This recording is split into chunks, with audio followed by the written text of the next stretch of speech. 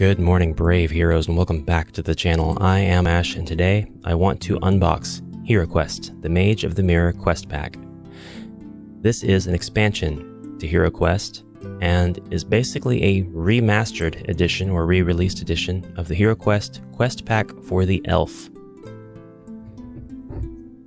The first thing to note is that this box has a bit of a sleeve that goes halfway around it, so we can remove that very carefully by cutting the tape and then just lifting it out of its inserts. We'll have to lift the lid of the box to do that. No inside decoration there.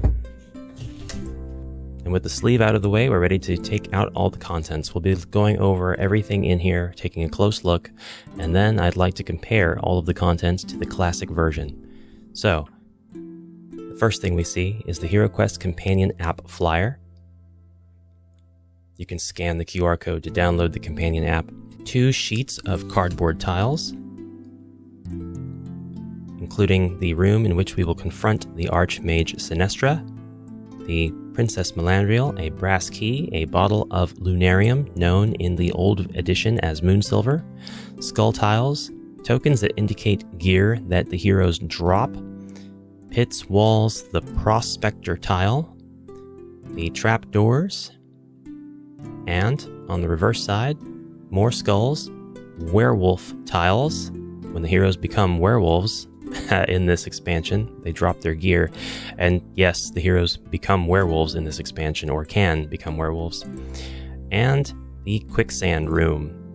This is a big room that's got its own mechanics to cross the quicksand. The other cardboard sheet contains the grand mirror, as well as the smaller mirror tiles. These are actually the cardboard tiles that will go into plastic door bases, just like in the classic edition. We also have the sky orb and its associated tokens. With that out of the way, we have Holy Grail of any HEROQUEST expansion, the quest book for the Mage of the Mirror, with the beautiful contemporary art showing the male elf and Sinestra, the Archmage. We've got 2 trays on the inside of this box.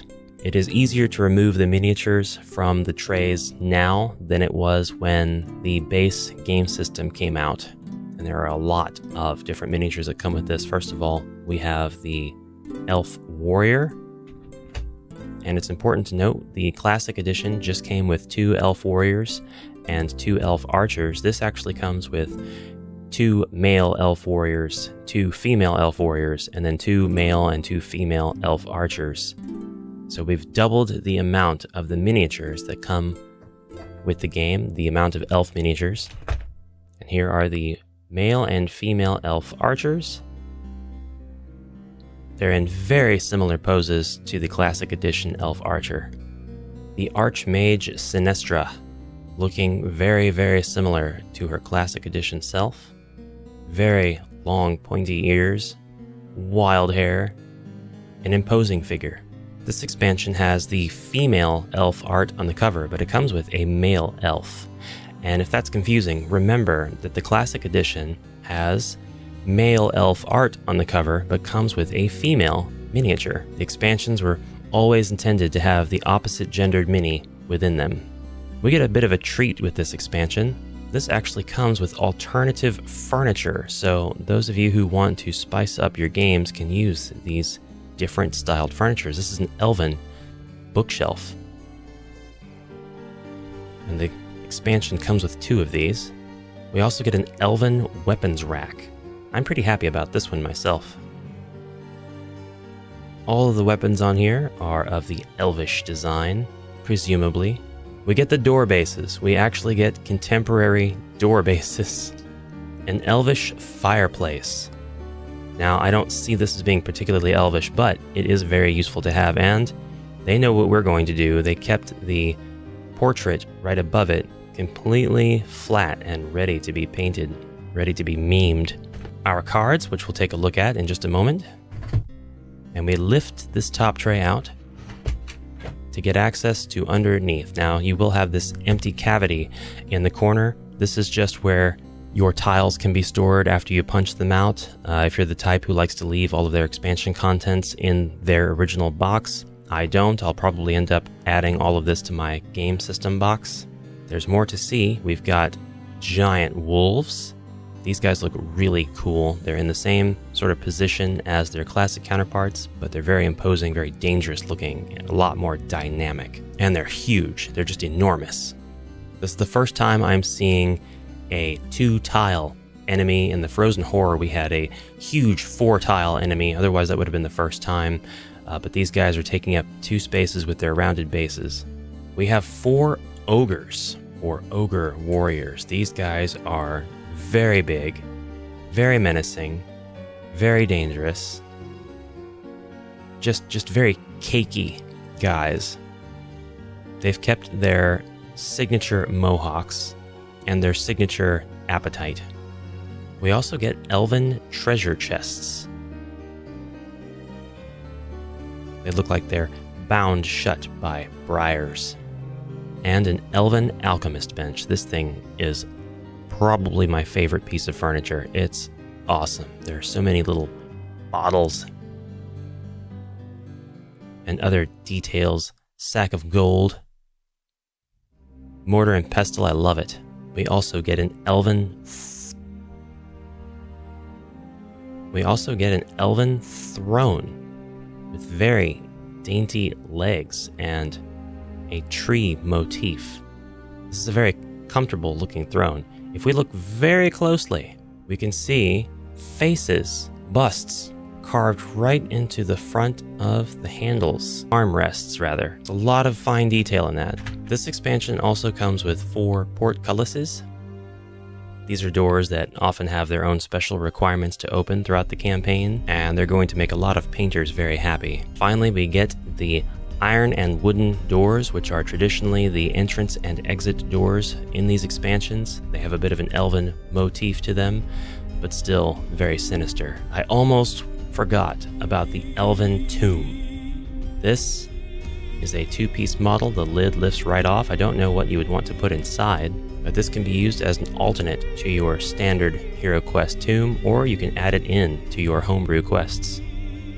We have a fully suited figure sculpted on the lid of the tomb. Looks very cool. And now here is all of the plastic contents of this expansion. Now we'll go over the cards. Starting with the hero card, this one's got the male elf art on it to go along with the miniature. So if you get this, you're going to have, with the base game, both male and female miniatures and male and female cards. We've got our elf spells this time around. These are mechanically the exact same. We have really nice female elf art on the front, and like I said, all of the mechanics to them are the same, but the wordage is changed just a little bit. Just terminology, absolutely nothing that would actually change how the spells are interpreted, nor how they work. We've got 4 treasure cards. These are the Airwalk, Elven Cloak of Passage, Wolfsbane Potion, and Treasure Hoard cards.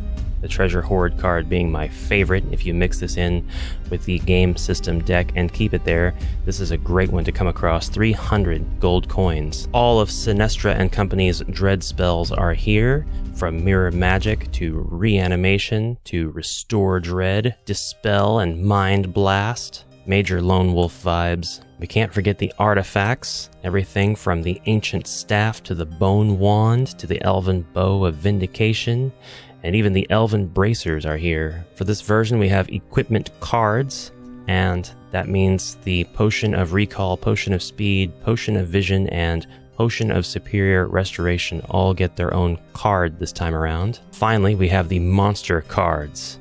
For the monster cards, we've got the Giant Wolf, Elven Archer, Elven Warrior, and Ogre. Sinestra, the Archmage, does not get her own card. And we can go over the quest book very briefly. I don't want to spoil anything for anyone though, so we'll just take a look at some of the art on the very first quest and then move on. I suppose we can also look at the foreword and some of the beautiful art there. We have a lot of explanation here for the new mechanics and new tiles. The additional Wandering Monster Trap, which was one of the most dangerous traps in the entire game. And of course the intro, a message from Mentor, which sets all of this up. And just a quick look at the first quest.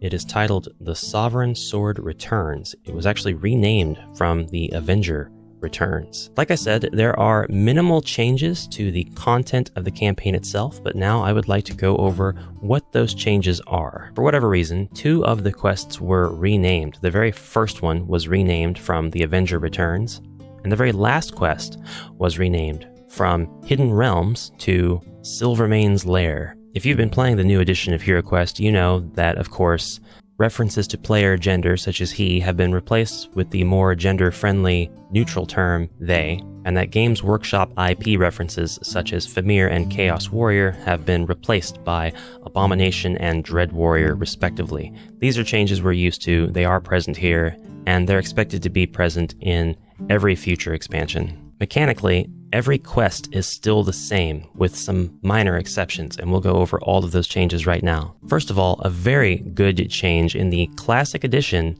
we got an artifact called the Elven Bracers. These metallic wristbands have magical powers. When placed on the elf's wrists, these glowing artifacts greatly enhance the elf's physical and mental abilities. The bracers add 2 extra body points and 1 extra mind point to the elf's total, and they can only be worn by the elf. A fantastic artifact, and a really, really great one to get if you're an elf player. The only problem is, in the Classic Edition, there was no way to get this. We don't have a single line of text anywhere detailing that this is a reward of any kind, and it's not available to buy. It just exists as a card, teasing us. Well, in the new edition, they made a change to the very first quest that now allows us to receive this item at the end of the quest as a reward. So now we can finally, officially get the Elven Bracers. All enemy skirmishes and configurations are exactly the same as they were, and all of the rune details have been kept intact. You'll be pleased to know that this quest is exactly the same as it was, with those minor changes to the rewards. And I say rewards because the other changes include a change to Quest 2, in which you can find 200 extra gold coins, and a change to Quest 7, in which you can find 500 gold coins. These 2 prizes were not present in the original version of the campaign. Another change they made was to the body points of the Ogre monster. The original Ogre has 10 body points. The new Ogre has 5 body points. All of the other stats are kept the same. You encounter a total of 20 ogres throughout the campaign of the Mage of the Mirror. This cutting the body points in half for the ogre means that they've essentially subtracted 100 body points worth of damage from the campaign. And other than that, that's all the changes there are. And now, figurine comparisons. Wolves, old versus new. Elven archers. Elven warriors. The Archmage Sinestra. The Elf Hero. The Ogres.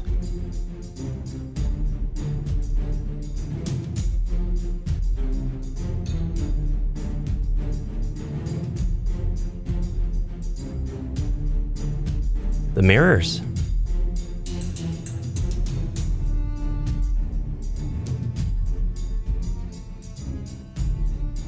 Old mirror with new elf, old elf with new mirror. Mirror, mirror on the wall, what's the hardest classic HEROQUEST expansion to obtain of them all? I hope that you enjoyed this unboxing video. Please let me know what you thought in the comments below.